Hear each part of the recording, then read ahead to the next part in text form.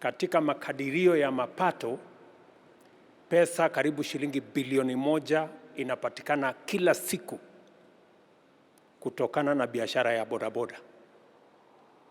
Kumaanisha inafikia familia nyingi kupata chakula, kusomesha watoto wao na kufanya kazi zingine ambazo zinatusaidia kama taifa.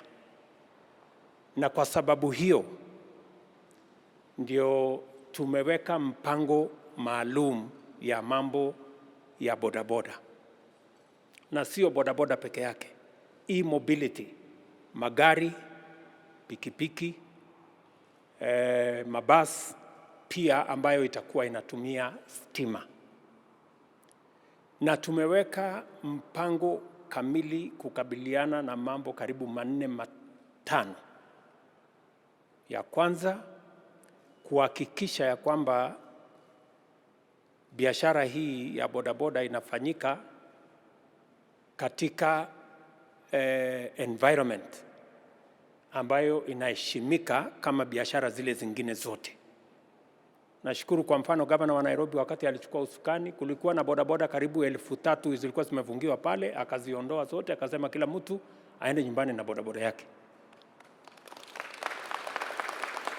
Tunataka ijulikane ya kwamba hii ni biashara kama biashara zingine. Na ndio sababu tumeweka mpango maalum katika budget yetu ili kusaidia mpango huu wa bodaboda.